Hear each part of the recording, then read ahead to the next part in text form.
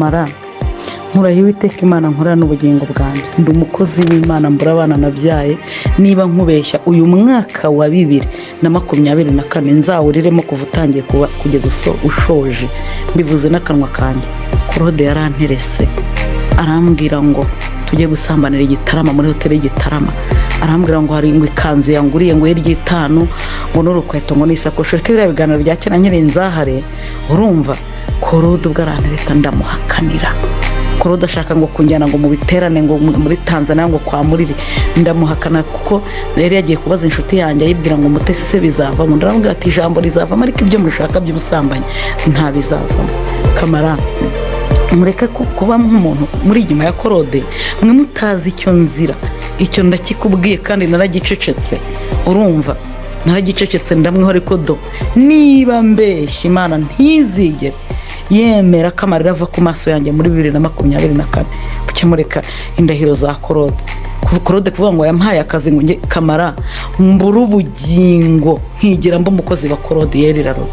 Claude yari afite kampani, ariyemera ngo bakeneye secretary ku Gisimenti, ndagenda mpageze ari abana n'umugore, ubwo yari yatandukanye n'itwa Petronira, abana n'undi w'igikaru bigasanze banabyaranye, bari baranasezeranye bakoze divorce, abona kurongora umwe wo mu Ruhengeri avuga ngo wamwibye, wo mu Ruhengeri batandukanye abona kurongora wa hehe uyu nguyu bari kumwe. Ikindi kintu gikomeye Claude nziza, muri barano twakoranye ibiganiro yerekana, hari umupasiteri witwa Valentine atuye Kabeza. Claude yaragiye yinjira urugo rwe, Valentine afite abana 8. Valentine yaraje arampamagara, urumva njya kumusengera, ajya mu cyumba cye ati nsohorera imyenda ya Claude n'inkweto, yanze kumvira mu rugo, yirirwa yifotoreza ku gitanda cyanjye yereka abagore ngo hano niwe, urumva. Valentine ndamusengera nk'umugore mugenzi wanjye, nzi icyo gikomere kuko Claude yari yafashe irembo kwa Virginie, yavuye kwifotoranya na Virginie ariko ubwo akari fiance wa Virginie, ibyo afite n'ahandi hantu ngo nimba ariko hano hirya y'Rwamagana, nimba ari Nyagasambu, nimba ari hehe naho ngafite ahandi yateguje kazajya gufata irembo. Iyo mikino yose Claude ayikora mu bagore, urumva. Icyo gihe nsengera Valentine, nsohora ibintu bya Claude byose mu nzu ya Valentine, nsohora nkura mu cyumba, sinasohoye mu nzu, nasohoye mu cyumba cye, ndamusengera. Umugore aratura, aranje hamagara Claude amuhebye. Claude kuva yamenya ko nahagararanye n'uwo mugore, ese basi ni uwo mugore uye nikoreye n'ubukwe, urumva. Mwebwe Claude aza akabashyira mu mitingi, ntabereke imva n'imvano y'ikibazo cye na Mutesi, urumva. Ngibyo ibintu nzira kuri Claude. Ubundi buriya ngo nintamuha miliyoni ntazaceceka.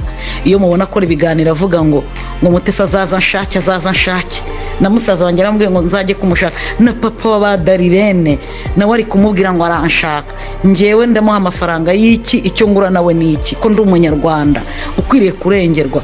Kuki Claude yumva kugira ngo areke gusebya umuntu ariko akeneye amafaranga, ahubwo ko njyewe nawe twagera nayo nkamurega sinjye njyenyine, ibazabikora n'abandi banyarwanda, ibazabikora n'abandi bantu. Kamara ngenda tuje ndi umupasiteri, ndi umukozi w'Imana, ariko hirya ya Mutesi hari umuntu Claude azakorera iki kintu, bicana amaraso ave mu muhanda kandi mubireba. Mujye mugerageza Claude nazana inkuru nka ziriya muzitoze neza, mujye ku muntu ari kuvuga mumubaze icyo yabapfa nawe. Uwo niwe Claude na Mutesi. Umugabo wese ugusabye ukamwima habamo litije. N'ibyo bintu by'ibinyanga yakoraga, nkagenda ngasengera uwo mugore w'Imana yamwihereye n'umugabo, ariramubwira ati wansengeye Imana ikankurira uyu mugabo waje mu rugo, urumva.